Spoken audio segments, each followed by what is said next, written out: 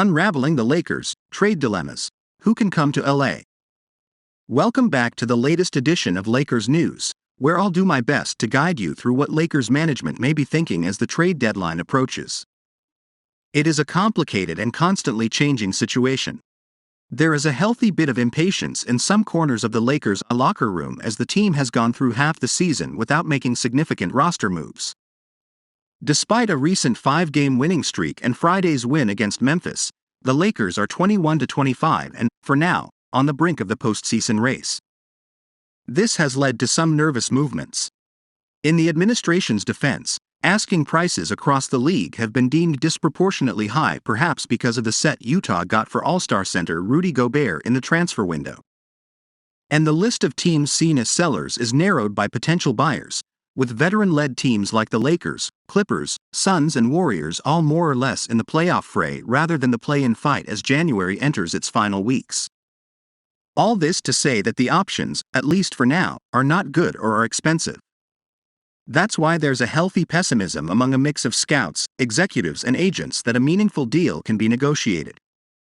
There continue to be signs that the Lakers won't trade both first-round picks available to them, at this point, a common-sense revelation unless some all-NBA-type player suddenly becomes available.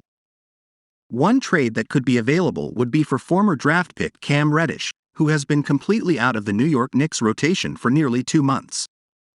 The Knicks initially hoped to regain the first-round pick they sent to Atlanta by trading him, but now league experts believe a second-round pick and an expiring contract would be enough to close a deal. He's only a year older. He is recovering from knee tendonitis and is expected to return soon.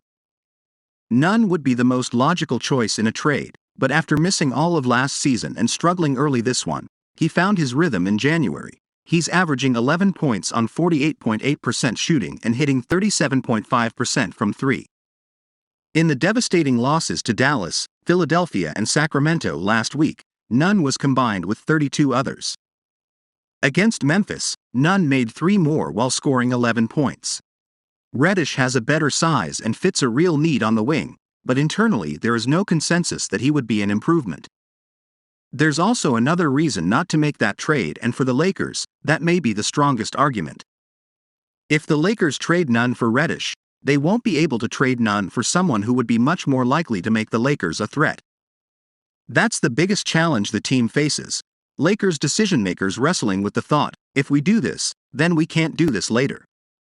The team has signaled its preference not to take on another long-term contract.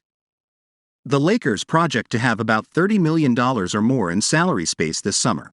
Not enough to fund a maximum contract, but enough to put them in the conversation for some of the best potential free agents like Kyrie Irving, James Harden and Draymond Green. But the Lakers have come up empty-handed in free agency before. And scouts and league executives don't see the free agent pool as particularly deep, meaning teams can choose to spend now in the trade market. But still, the expectation is that the fans and the team will be ecstatic about any new player who comes to LA and will help them achieve their postseason goals, and many speculate that something big could happen before the deadline.